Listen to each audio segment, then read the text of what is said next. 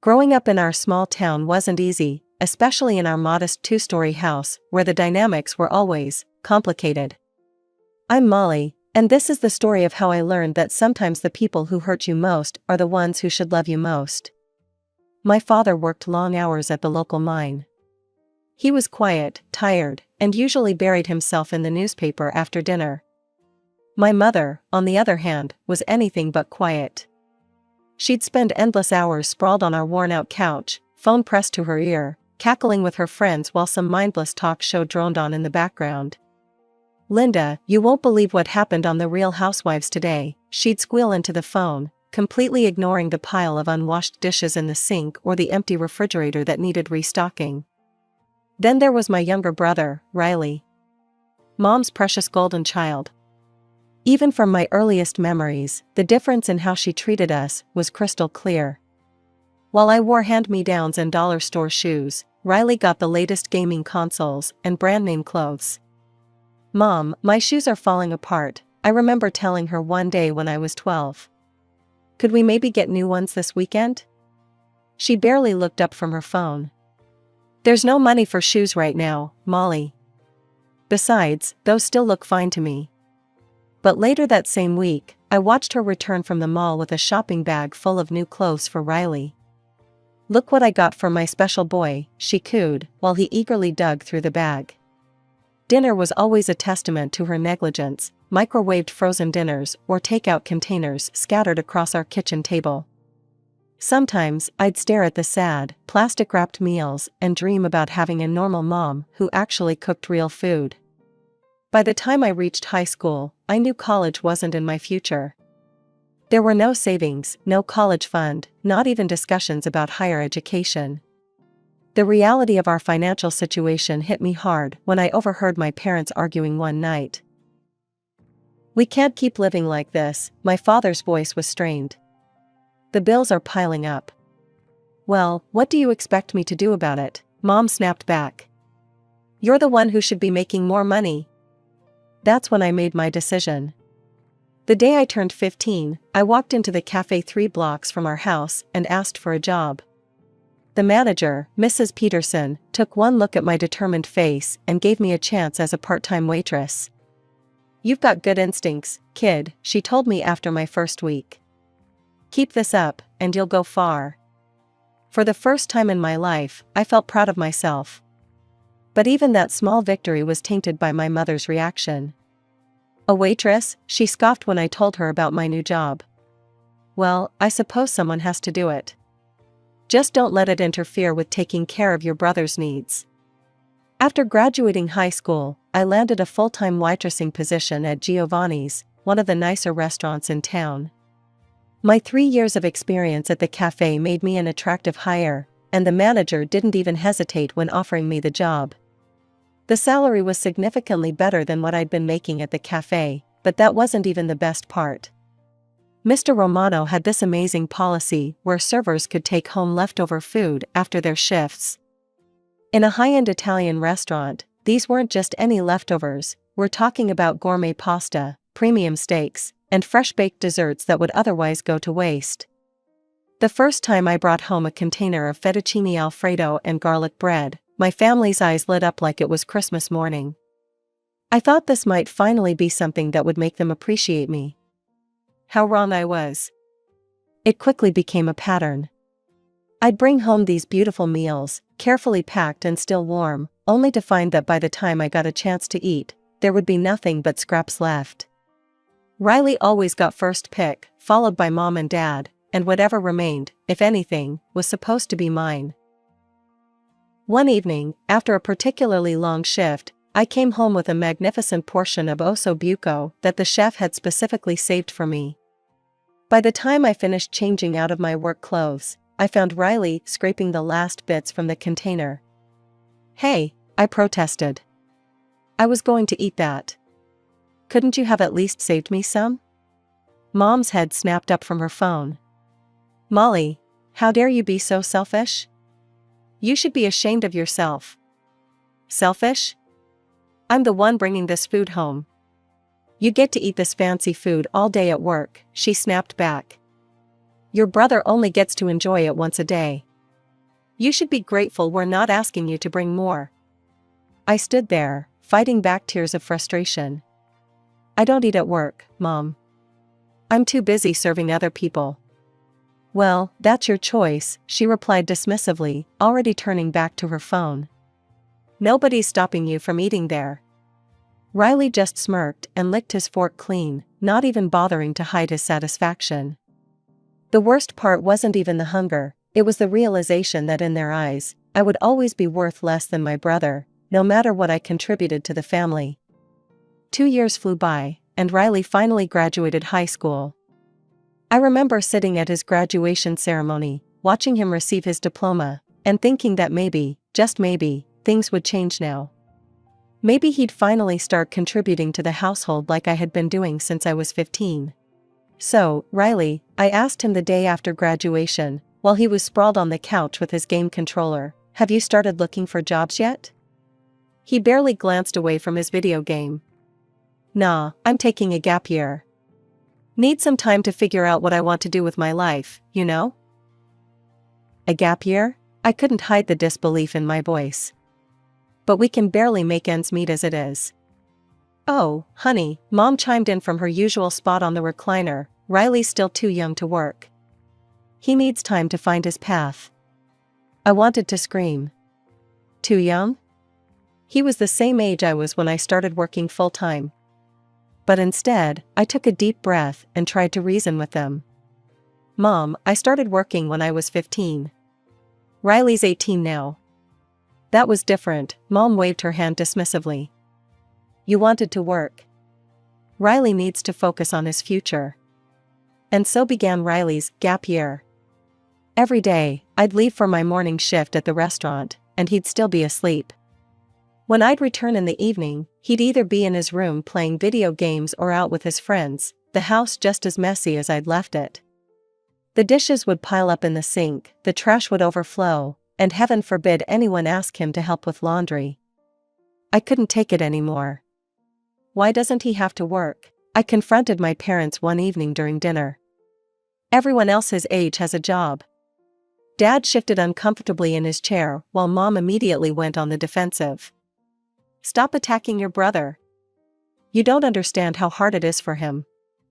The job market is terrible right now, and he's suffering enough without you making him feel worse. I tried a different approach. Look, we actually need delivery drivers at the restaurant. I could put in a good word for him. It's a decent starting salary, plus tips. Riley chose that moment to emerge from his cave, presumably for his evening beer run with friends. A delivery driver? He scoffed, grabbing his keys from the counter. I didn't get straight A's to become some delivery boy, Molly. I know my worth. And what exactly do you think you're worth right now? I muttered under my breath. He paused at the door, turning to face me with that smug expression I'd grown to despise. Unlike some people, I have standards. When I get a job, it'll be something worthy of my abilities. Something with a future. Not everyone wants to be a waitress their whole life. The way he said waitress, like it was something dirty, made my blood boil. But before I could respond, he was gone, the screen door slamming behind him. It was Riley's 19th birthday when I finally understood just how deep my family's favoritism ran. That morning, I was getting ready for work when I heard excited voices from outside. Curious, I looked out my window to see my parents presenting Riley with a car. Yes, a car. It wasn't new, a used Honda Civic with some scratches and dents, but it was still a functioning vehicle. I stood there, frozen, watching Riley jump around like a kid at Christmas while Mom took pictures with her phone. I thought about the bus I'd be catching in 30 minutes, the same bus I'd been taking to work for years, rain or shine.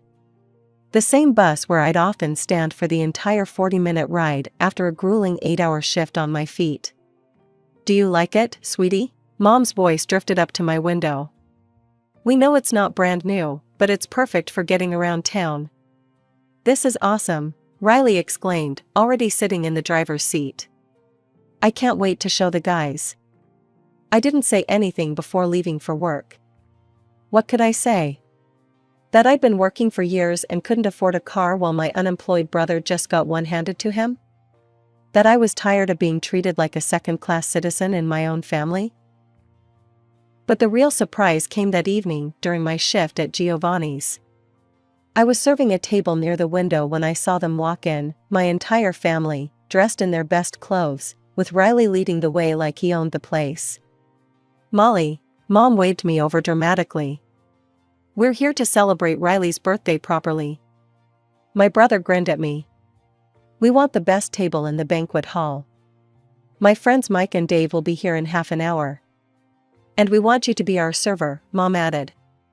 "Only you. We don't trust anyone else to make this special evening perfect." I wanted to tell them I already had tables assigned in my section, that the banquet hall was typically reserved in advance, that I couldn't just abandon my other customers. But Mr. Romano overheard and, trying to be helpful, rearranged things to accommodate them. What followed was 3 hours of pure humiliation. I served them course after course, while they made endless jokes at my expense. "Hey, sis, the water's a bit warm. Don't they teach you proper serving temperature in waitress school?" Riley snickered. "Molly, dear, you missed a spot when you wiped the table." "Maybe that's why you're still just a server," Mom chimed in, while his friends laughed. By the time they finished their elaborate meal, complete with expensive wines and multiple courses, I was exhausted and emotionally drained. But the worst was yet to come. As they gathered their coats, Mom pulled me aside with that fake sweet smile I'd grown to dread. "Darling, there's just one tiny thing," she said, lowering her voice. "We're a bit short on cash right now.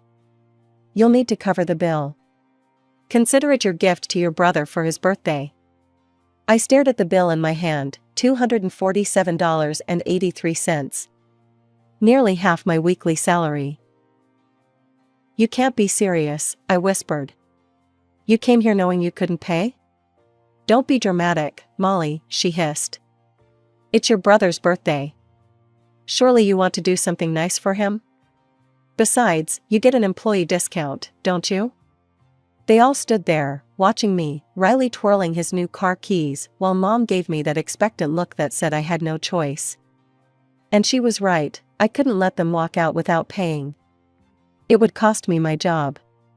6 months after Riley's extravagant birthday celebration, my own birthday rolled around. That morning, Mom was unusually chipper. "Don't make any plans for tonight, sweetie," she sang out as I headed to work. "We have a special surprise waiting for you when you get home." For the first time in years, I actually felt hopeful. Maybe they'd finally realized how unfairly they'd been treating me.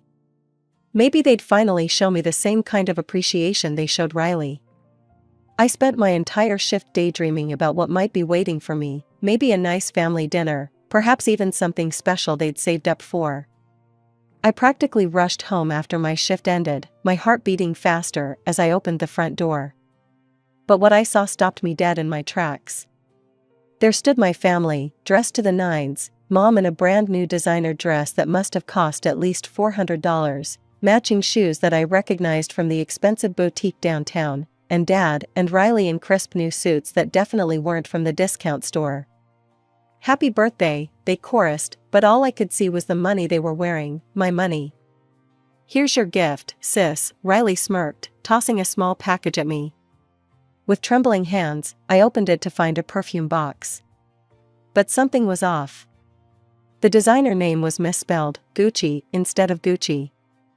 The label was crooked, clearly stuck on by hand, and when I sprayed a tiny bit, the chemical smell was so overwhelming it made my eyes water. That was the moment something inside me snapped. "Are you kidding me?" My voice started low, but quickly rose to a shout. "Molly," Mom looked shocked. "Don't be ungrateful." "Ungrateful?" I was screaming now, years of pent-up frustration pouring out. "I pay all the bills in this house. I buy the groceries. I give you expensive gifts for every holiday." "Keep your voice down," Dad muttered, but I was beyond stopping. "You bought Riley a car with my money. I'm still paying for his gas, and he won't even give me a ride to work. I've asked him 3 times, and each time he said he was too busy playing video games. Riley shifted uncomfortably. It's not my fault you can't afford your own car. Because I spend all my money on this family. I grabbed at my hair in frustration. And what do I get for my birthday? Fake perfume that smells like paint thinner while you're all standing there in clothes that cost more than I make in 2 weeks. You're being hysterical, Mom snapped. This is no way to act on your birthday. Hysterical? You want to see hysterical? I snatched up the perfume bottle. This isn't even real. You couldn't even be bothered to get me something that wasn't a cheap knockoff. That's enough, Dad's voice boomed. If you're going to act like this, you can just go to your room and stay there. Yes, Mom added, smoothing her expensive dress. Go celebrate alone until you can behave properly and show some gratitude. I turned and walked to my room without another word, but this time was different. This time I wasn't going to cry. This time I was going to plan. Because in that moment, I knew with absolute certainty that I needed to get out of this house. Just a week after my disastrous birthday, Mr. Romano called me into his office. I was nervous at first, wondering if my family's behavior during Riley's birthday dinner had finally caught up with me. Molly, he said, gesturing for me to sit down, I've been watching your work here for a long time. You're reliable, professional, and our customers love you. How would you feel about becoming our new receptionist? The position comes with a significant pay raise, of course. What do you say? I nearly cried right there in his office. Yes, absolutely yes. That very afternoon, during my break, I started searching for apartments. With my new salary, I could finally afford to live on my own. It felt like the universe was finally giving me a chance to escape. By some miracle, I found a small one-bedroom apartment just 3 blocks from the restaurant. It wasn't fancy, just a basic kitchen, living room, and bedroom, but it was clean, safe, and most importantly, it was away from my family. The landlord, Mrs. Chen, took one look at my proof of employment from Giovanni's and approved me on the spot. You seem like a responsible young lady, she said as I signed the lease. When would you like to move in? Tomorrow, if possible, I replied, my hands shaking with excitement as I wrote the check for the deposit. That evening at dinner, while Mom was serving her usual microwaved meals, I decided to drop my bomb. I'm moving out tomorrow, I said, trying to keep my voice steady. I've found an apartment near work. Mom's face turned an alarming shade of red. How dare you? How are we supposed to pay our bills? Have you even thought about that? You're being completely selfish. I took a deep breath. Dad has a job. And Riley's perfectly capable of working. Maybe it's time he started contributing. I have devoted my entire life to you children. Mom was in full meltdown mode now, tears streaming down her face. And this is how you repay me? By abandoning your family when we need you most? Riley just sat there, shoving food in his mouth and watching the show like it was another one of his video games. Dad stared at his plate, silent as always. I've heard enough, I said, standing up from the table. I'm leaving tomorrow, and that's final. You ungrateful little, Mom's voice followed me up the stairs, but I tuned it out. I spent the next hour packing my belongings into the few boxes and bags I'd secretly bought over the past week. It wasn't much, some clothes, a few books, my laptop, and the small amount of jewelry I owned. My whole life fit into 4 boxes and 2 duffel bags. When the taxi arrived, I didn't say goodbye. I just walked out the front door, to the sound of Mom's continued screaming about family loyalty and ungrateful children. As the taxi pulled away, I caught one last glimpse of our house in the rearview mirror, and for the first time in years, I felt like I could breathe. The first month in my new apartment was pure bliss. No drama, no guilt trips, no watching Riley being waited on hand and foot. Just peace and quiet. I could cook what I wanted, watch what I wanted, and most importantly, spend my money how I wanted. Then came the phone call.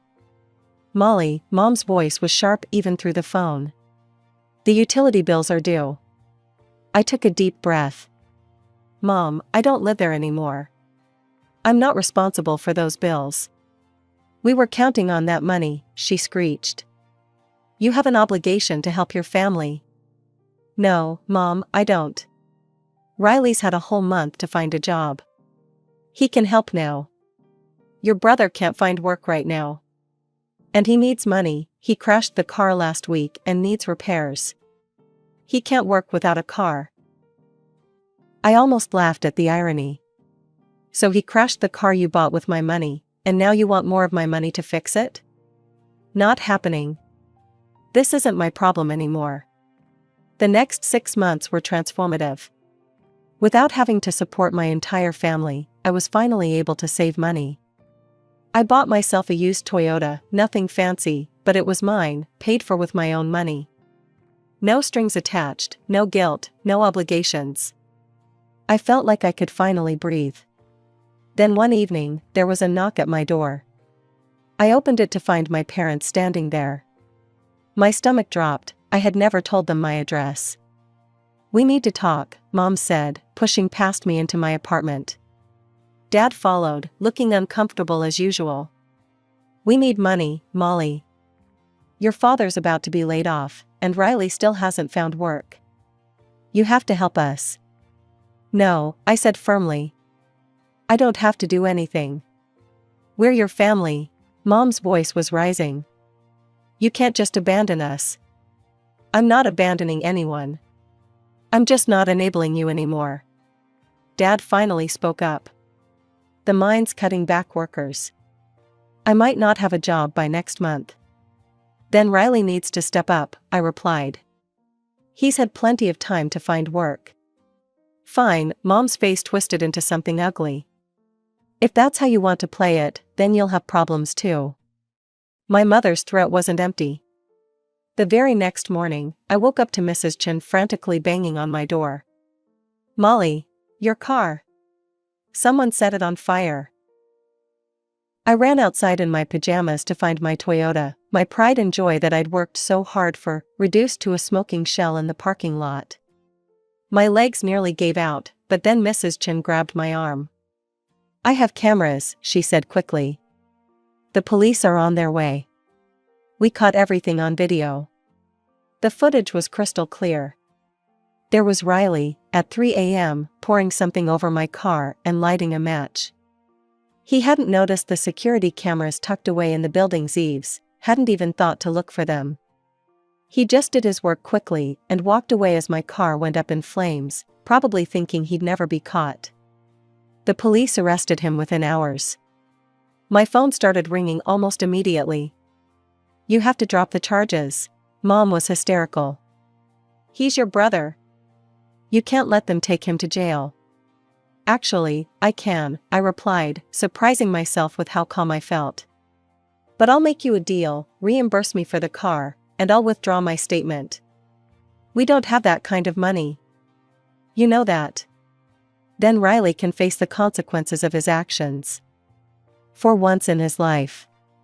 You heartless little, I hung up before she could finish. The trial was quick. The evidence was undeniable, and Riley had priors I hadn't even known about. Apparently, he'd been in trouble for vandalism before, but my parents had always managed to sweep it under the rug. This time, there was no sweeping. He got 3 years and was ordered to pay restitution equal to the value of my car. My parents eventually took out a loan to pay me back, probably hoping I'd drop the charges if they did. But it was too late, Riley had already been sentenced. He served a year and a half before getting out on good behavior, though I only heard this through distant relatives who occasionally update me on family gossip. They tell me my parents still live in the same house, struggling more than ever. Dad's health is failing, but he keeps working at the mine because he has to. Mom spends her days lamenting about her poor boy whose life was ruined by his sister. Riley, unsurprisingly, still doesn't have a job. Turns out having an arson conviction makes it even harder to find that prestigious position he always thought he deserved. Sometimes, friends ask me if I feel guilty.